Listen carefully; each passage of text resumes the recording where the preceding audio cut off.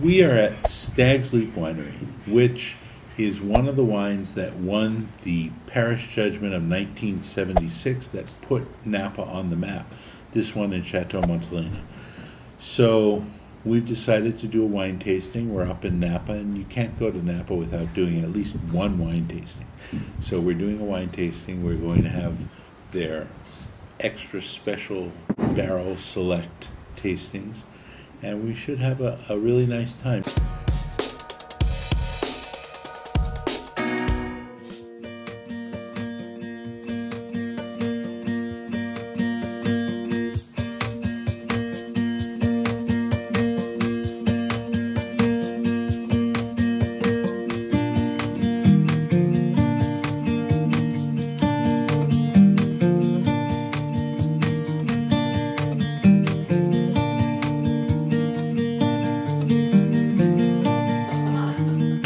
Don't put it in a oxygen-free environment with the sugar and the yeast. Yeah, exactly. It's a rosé, yeah, and it's Park Grenache. yeah. Very nice. Breakfast. Just wine.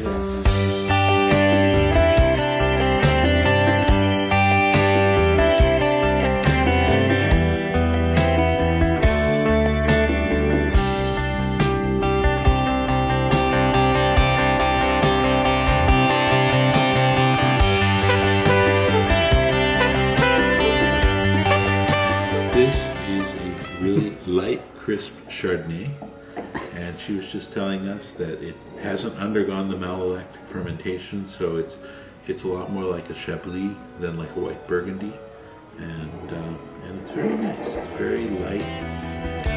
Good picnic wine.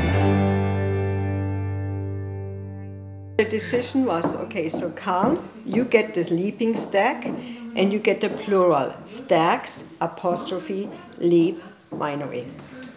And Warren, you get the standing stag, I don't have one of the standing stag, and you get the singular, so stag, apostrophe, S, Leap Winery.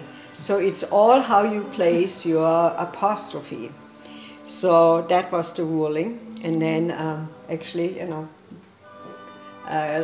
caused a lot of confusion, but eventually they made a wine together in 1985, and that was called Accord.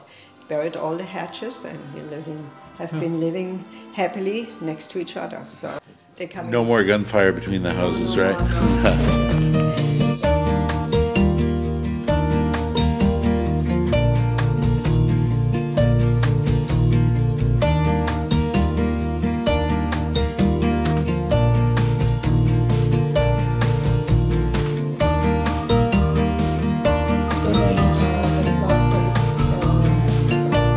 One of the first reds we're tasting here is a Merlot. It's called Block 20, and it's actually a little bit. It's not heavy fruit. It's very light fruit. It's got a nice delicate flavor. We just tried it with some cheese, and it goes really well. We're enjoying it. So, yeah, and the next wine is. Okay, this second wine is a mix of several different types, about 4 different types of grapes. And it's kind of like a Meritage wine. If you've heard of Meritage wines, don't call them Meritage. Everybody calls them Meritage because they think that's what it is. It's actually a Meritage, is how it's said. And Meritage wines are generally, they involve the Bordeaux varieties. This is a mixed wine that doesn't involve the Bordeaux variety. It's very gravelly. It's tasty. It goes really good with some of the cheese we've got here, and with some of the. I actually tried it with the rosemary crackers, and it's good with that too.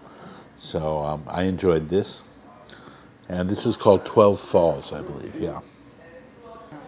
Yes, this is a 90% cab. Yes. Nice. Oh, that's good. That's really round. Yeah. It's really, really full tasting. Full taste, yeah. Yeah, it's got just enough tannins in it. And heavy. Mm-hmm. This would go nice with a good piece of steak, or for David for some lamb. Yeah. Mm-hmm. The third one? Yeah, yeah. So the last red wine on this tasting, I'm guessing we're probably going to get a dessert wine after this, but the last red wine on this tasting is a Petit Syrah. It's got a lot more tannin. It's really fruit forward, and The color is so beautiful. the color, yeah, it's a really deep purple color. It's very nice. So beautiful. And we get to eat it with all the rest of the charcuterie and the cheese and the dried cherries and the olives and the Marcona almonds. It's kind of nice to have all of that stuff along with your wine. Cheers, everyone. So we've done a few tastings in Napa over the years in a few different places.